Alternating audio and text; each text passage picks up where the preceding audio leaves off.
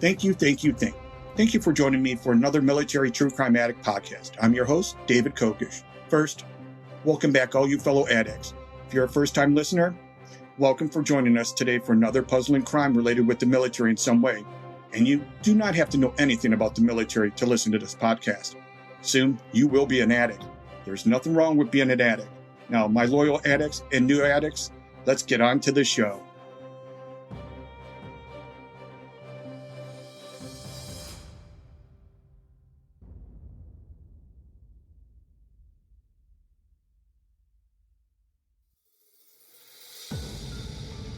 On January 2nd, 2006, the NCIS offices received a phone call to say that a Marine had not shown up for roll call.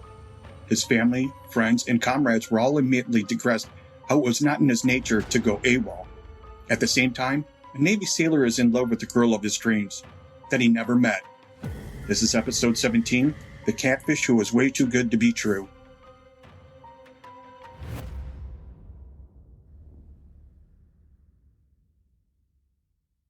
It was just after New Year's that Marine Justin Huff did not show up for roll call for his training class. When he got reported missing, the command tried calling his cell phone several times. The cell phone actually went right to voicemail.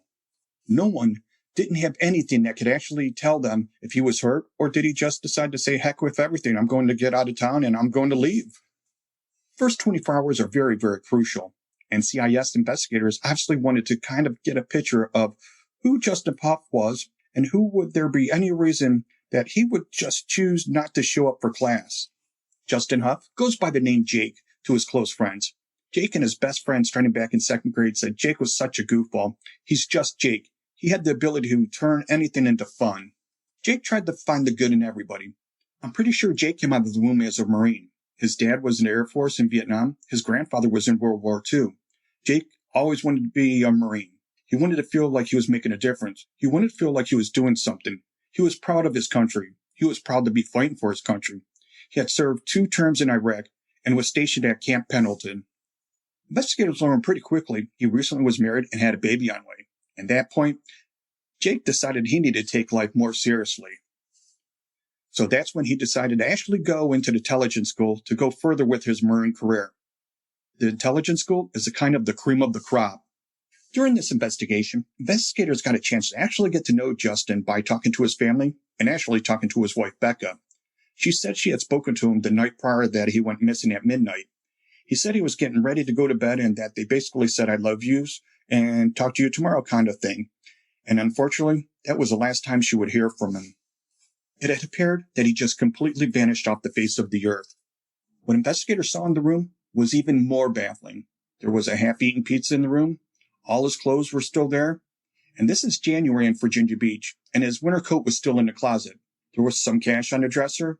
It literally just looked like somebody was living there, and someone just walked out for a minute and had every plan to come back. So at this point in the investigation into the disappearance of Justin, investigators learned his supervisor in the class asked class if anybody knew where Justin was. And a private first class Richard raised his hand and said he didn't know where he was, but he had a very strange conversation with him over the prior weekend. Justin told him that the NCIS agent that came to see him in the middle of the night and accused him of being involved in a sexual assault of a female. It was very confusing to Justin because the person showed up in jeans, a tool band t-shirt, a biker jacket, and didn't even show Justin any type of law enforcement credentials. Prior a couple days to this conversation, Private First Class Richard happened to be in the front lobby of the dorms, and this guy came in asking a clerk about an individual with the last name Huff. So Private First Class Richard asked the individual, hey, are you looking for Huff? And the person said, yes, I have his cell phone. I want to return it to him. So Private First Class Richard said, you can give it to me. I'll give it to him in class with him. I will see him in a couple days. So at this point in time, the person that was asking for Huff ended up leaving the area.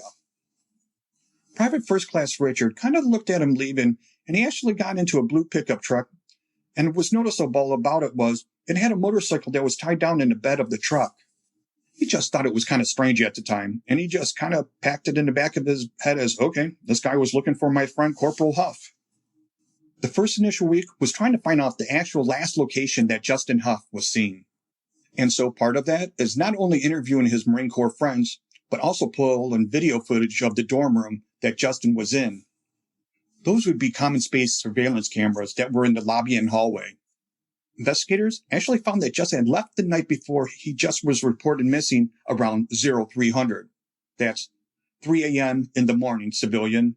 And importantly, investigators never saw him return back to his room. Now, investigators are putting the pieces of the puzzle together.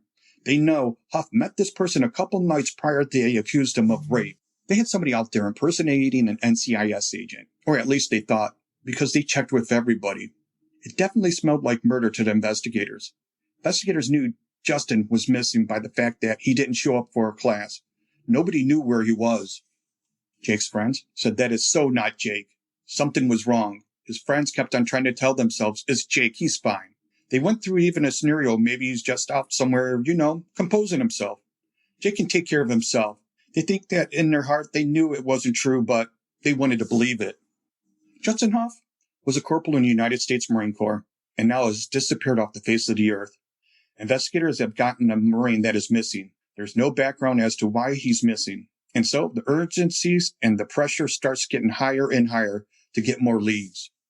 The only information they had is at this point was somebody was possibly accusing Justin Huff of being involved in a sexual assault. Investigators spent the next few days of investigation looking into that matter.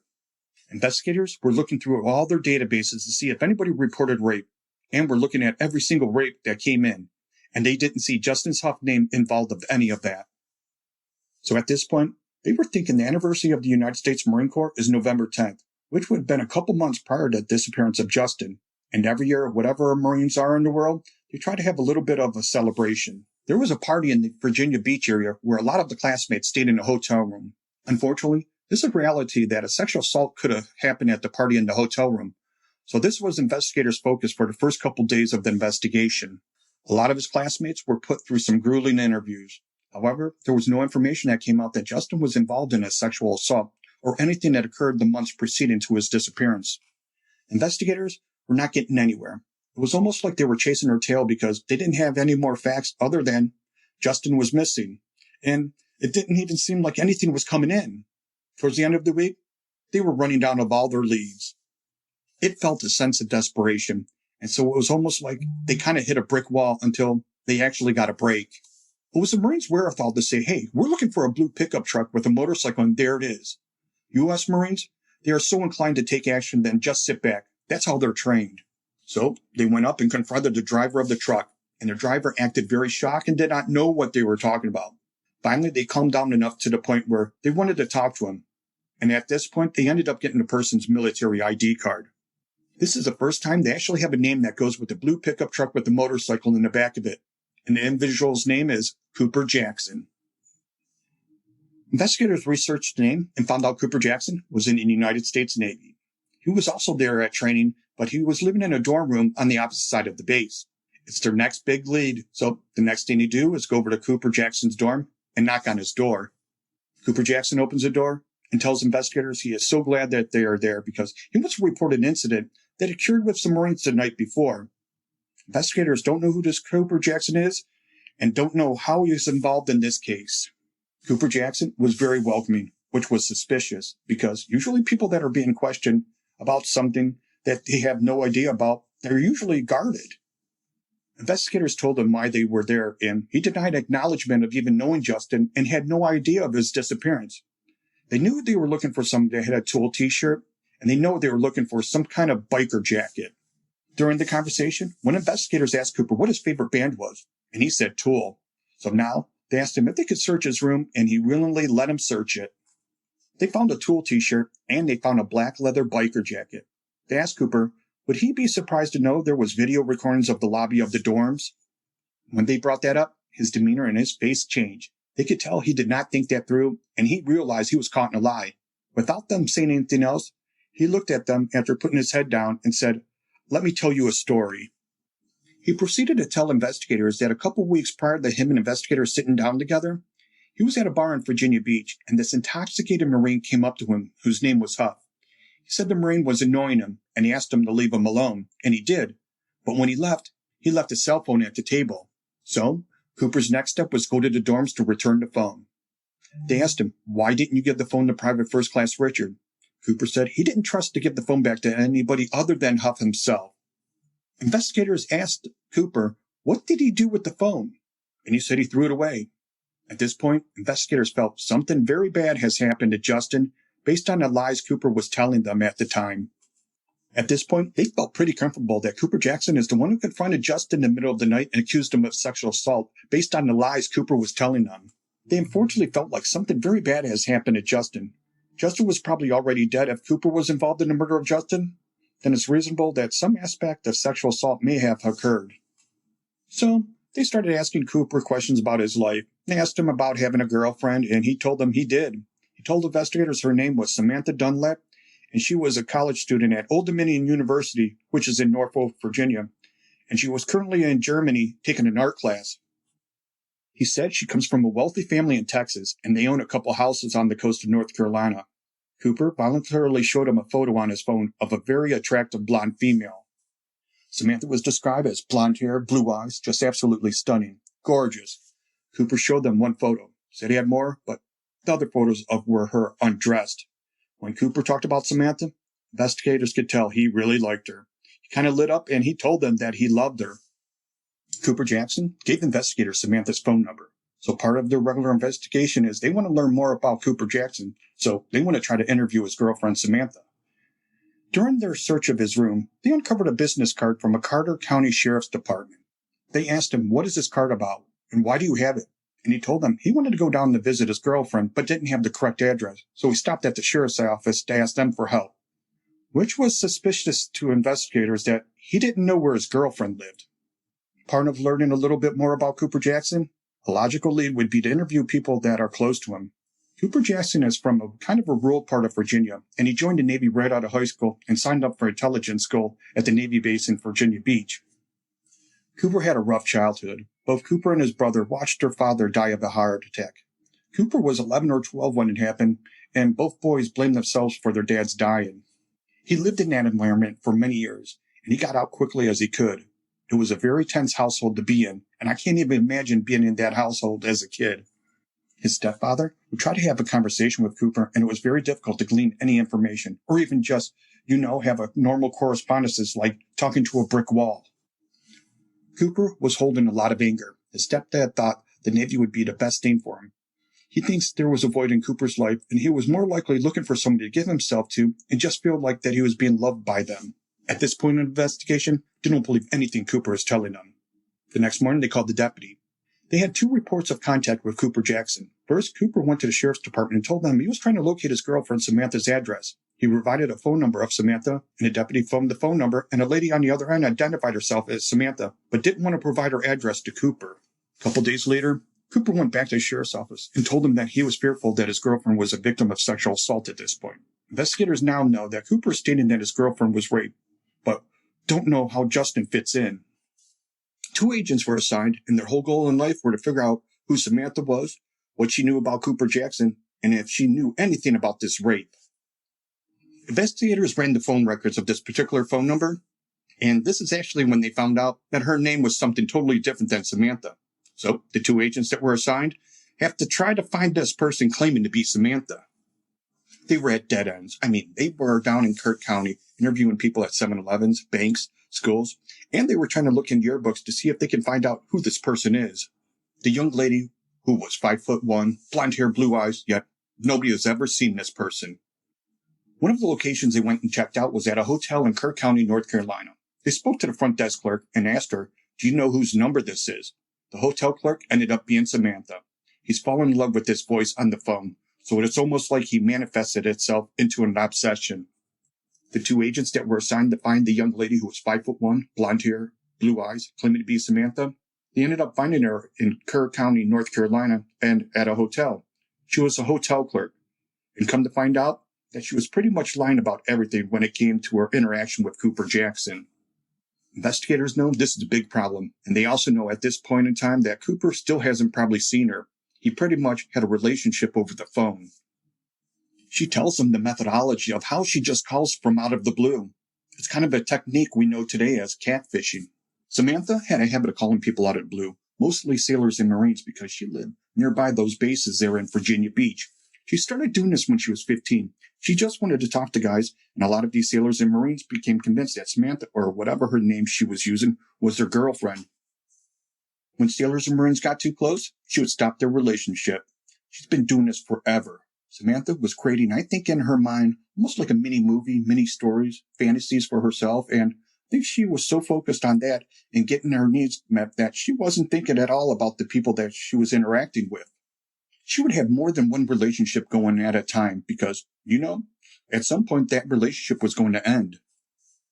In November of 2005, she actually called the room number of Cooper Jackson, and from there resulted in phone calls day in, day out, for hours on end. They developed their relationship over the phone over the next month or so. They were texting and talking and sending pictures to each other numerous times a day. It ended up being almost like 6,000 text messages and phone calls in that time. She sent him photos she found on the internet. Some of the photos were topless, and Cooper Jackson became caught up in Samantha's entire series of lies. But also what she tells investigators is that Cooper Jackson has made numerous attempts to try to find her and try to meet with her. Cooper Jackson fell in love with the voice on the phone, so it's almost like it manifested itself into an obsession. Samantha said she made every excuse possible not to meet with Cooper Jackson. She said she would fly to come see him at Christmas, and so Cooper bought her a plane ticket and waited at the airport for 13 hours for her to come. Then the following day, she's crying on the phone saying, I missed the plane. So as this relationship progresses, Cooper becomes more obsessed with trying to find her. He finds numerous addresses, and he actually goes knocking on the doors in Kern County of potential addresses that she has. Cooper Jackson actually traced her phone number to an address in the Outer Banks and drove there. He called her from outside the house saying something to the effect of, I better not find your heavyset, and then he left. Samantha, at this point of time, is trying to figure out how to break things off with Cooper Jackson. Investigators think most people who catfish have a fear of being found out. Cooper was starting to investigate and question some of the things that she was saying, and that was really threatening for her. I think she probably did start to realize the extent to which he was invested in that relationship. In late December, she's on the phone with Cooper Jackson when she's at a party with all her friends, and she just had consensual sex with somebody at the party. She felt as though she needed to tell Cooper Jackson that. She was thinking maybe this would be something that would kind of back him off of her in their alleged relationship. What he hears that she's been raped, and he does not let go of that idea. It's almost to the point where Samantha gets tired of trying to fight him. So, at some point in time, she agrees, I was raped. Cooper Jackson now wants to know who it was. Cooper wants to kind of avenge things because in his mind, he's Samantha's boyfriend, and he wants to protect her from what happened. Investigators think it was determined that this was a Marine that raped her, and he was a tall, good-looking Marine, about 6'4", and that's how things kind of spiraled into how Cooper Jackson formed his plan on identifying this particular person was. So after they interview Samantha, investigators are still kind of puzzled how all this connects with Justin, and they are still trying to figure out where he is. When investigators were reviewing the surveillance tapes that were recording, there was Justin Huff leaving his dorm room the night before he was reported missing. Then you put that right next to Cooper Jackson, and it's exactly the same. Well, maybe a few minutes off, Cooper Jackson does come back to his dorm room later on the following morning, but Justin Huff never returns. So, with all the information that they identified Samantha, they had talked with her, the videotapes that they had showing Cooper's movements, and the lies he told during the interview with investigators. The decision was made to apprehend Cooper and bring him in for interrogation for the murder of Justin Huff. All right, we're going to take a commercial break right now, and we'll get back to the rest of the story. Paranormal horror author Eve S. Evans introduces a brand new spine-chilling release. Supernatural 911 Calls, available on Amazon today. First responders with any real time on the job believe in ghosts. They've experienced events they can't otherwise explain. Same with other professions that deal with injuries, accidents, or death. Police officers, firemen, 911 operators, they've seen the worst that people can do to one another, and they've all had brushes with the unexplained. Don't believe in ghosts? This book might change your mind and steal any hope of sleep. These stories are unexplainable, true accounts from first responders, police officers, firemen, and 911 operators, told from the perspective of everyday people. Every single tale between these covers is 100% true. Think you can explain them? We dare you to try. Welcome back, everybody. We're at the point where Cooper Jackson just got apprehended and he's being interrogated by NCIS. Now, back to the story. Initially, Cooper denied any involvement, but when he was faced with all the information that they had I think he just decided that he couldn't keep up the lie anymore, and he decided to tell everybody exactly what happened to Justin and why. During Cooper's interrogation of Samantha, she agrees to a general description of a Marine that was involved in a rape. He took that description and walked around the base, and he runs into Justin Huff. Cooper is looking at Justin because he's trying to identify him and imagine Justin's like anybody else who would be looking back at him and why are you looking at me? And that was enough for Cooper to feel that he had the right guy. Cooper got caught up in his own fantasy where he's going to fix the whole thing for both of them. He is focusing all his anger, all of his rage, and all of his frustration on the way the relationship is not developed onto the kind of this mysterious Marine. Cooper told the story in his interrogation that he received Justin's dorm phone number from the lobby of the dorms, and that he phoned him during the early morning hours of December 31st and told him that he needed to talk to him. During this conversation, Cooper tells him that he's an NCIS agent and he's investigating the rape of Samantha, and he questions him about it. Justin tells him he has no idea what he's talking about. This confuses Cooper as he's having his own inner battle in his head of, I want to avenge this, but I don't know if I have the right guy. Cooper goes back to his dorm and spends New Year's Eve in his dorm room drinking and working himself up into a frenzy. Cooper is battling in his mind, did Justin lie to him, or is Justin not involved? Cooper decides that Justin lied to him, and he's going to get the answers that he needs. On the night of January 1st, into the early morning hours of January 2nd, he phones Justin again. He tells Justin that he needs to interview him more formally at an NCIS office, and again, Justin, being a dedicated Marine, is willing to take orders and complies, and gets into Cooper's truck. They begin to drive towards Little Creek. It's in the middle of the night. It's dark. There's woods everywhere. Cooper then takes a phone call from his NCIS supervisor that Samantha is in the hospital in downtown North Carolina and that she can identify the individual who alleged raped her. Cooper tells Justin that he needs to put him into custody and take him to downtown North Carolina. Justin willingly complies and allows Cooper to handcuff him and puts him back in the truck. They're driving, and Justin Huff convinces Cooper Jackson he wasn't the rapist. They're in the car driving to North Carolina, and Cooper Jackson apparently doesn't know what to do now. Cooper was confused. He did not know what to believe. So, to continue with this ruse, Cooper tells Justin that he wants to pull over and give him a break from the handcuffs before they get to the hospital. Cooper pulls over into a wooded area of the highway. Cooper lets Justin out of the vehicle, but doesn't take his handcuffs off, and puts him down on his knees and confesses to him that he's not an NCIS agent and that he is Samantha's boyfriend, that he needs to know what happened to Samantha. Cooper pulls back Justin's head and basically is telling him to swear on everything that is precious to him that he has no involvement in the rape of Samantha. And of course, the denials continue because Justin has no involvement. Cooper pulls the gun out and puts it to Justin's head. Now, Cooper realizes he's gone too far and that he's in a lot of trouble. He's impersonating an NCIS agent. He's kidnapped someone. And he decided the best thing to do would be to kill Justin rather than face what he's already done. But he realizes that he probably had his fingerprints on the shell casings when he loaded the gun, and he didn't want to get caught doing that. Cooper decided to use a knife instead. After Cooper Jackson slit Justin's throat, he poured gasoline on him, set him on fire, and burned him. I mean, it is so tragic. It's almost hard to believe at first that somebody could kill somebody with a knife over somebody they'd never met. I mean, this is messed up shit. After Cooper's confession, he agreed to show investigators where Justin's body was buried and agreed to do a reenactment of events on video. Investigators get to a location off of Route 17. It's actually a roadway that goes down to a communications tower that is surrounded by a big gate. Cooper Jackson takes investigators on a walk. As they approach the gate, they can see an area where potentially Justin was killed. Now, this is actual audio of the reenactment of events that happened that day. And I asked him for any true involvement that he had with Samantha. I asked him to swear on his life and everything that he held dear to his life that he meant the truth, and he said he did. I don't think I ever truly planned to let him go. I wanted to. I brought my knife around. And I was trying to discover a spot that I could drag his body to.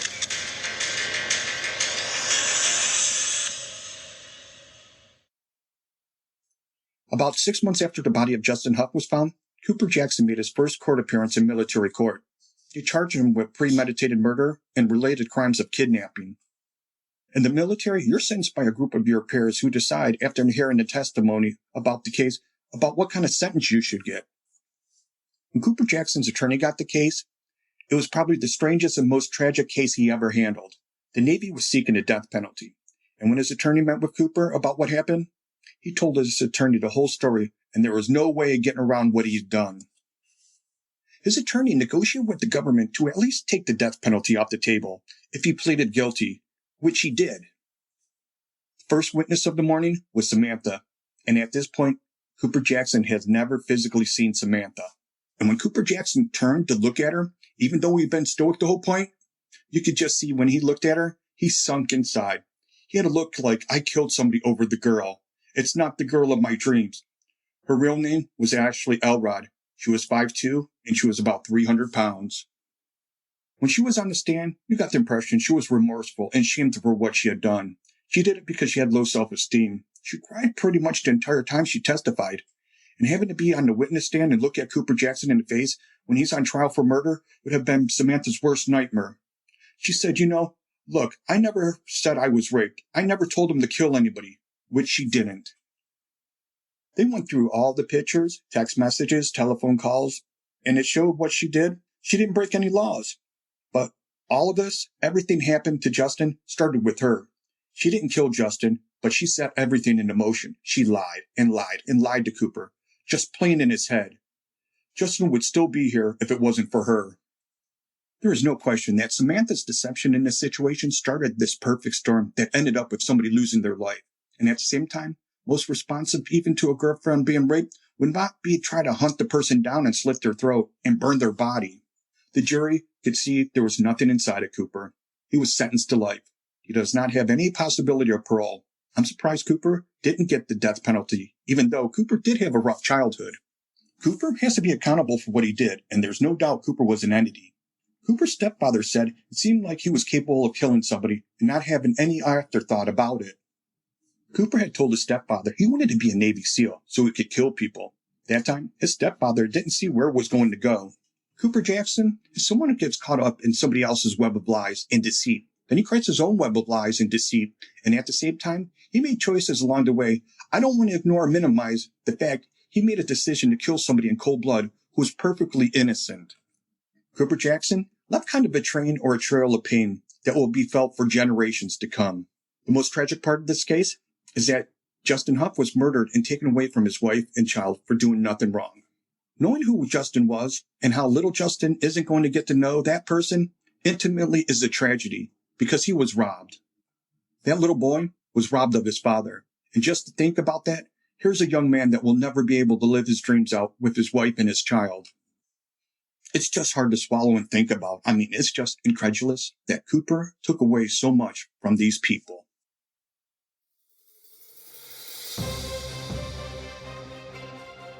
Thank you all for joining us today on our latest episode of Military True Crime Addict.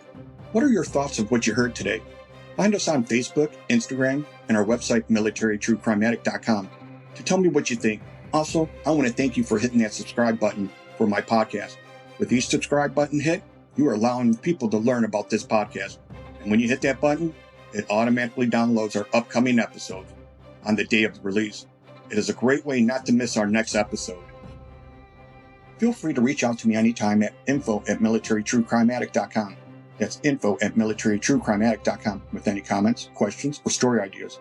Remember to submit your Soldier and Veteran of the Month. May was Edgar Hero. You can go to our website and read about his story. Just go to the Soldier and Veteran of the Month tab and just hit it, and you can read his story. You can always go to our website and see pictures of victims that are related to the episodes we're talking about.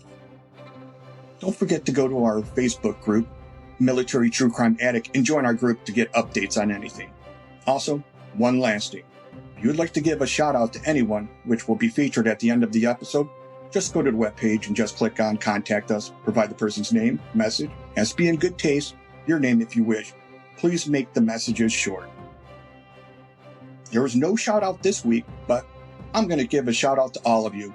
Thank you so much for listening today, and until next time, keep on keeping on.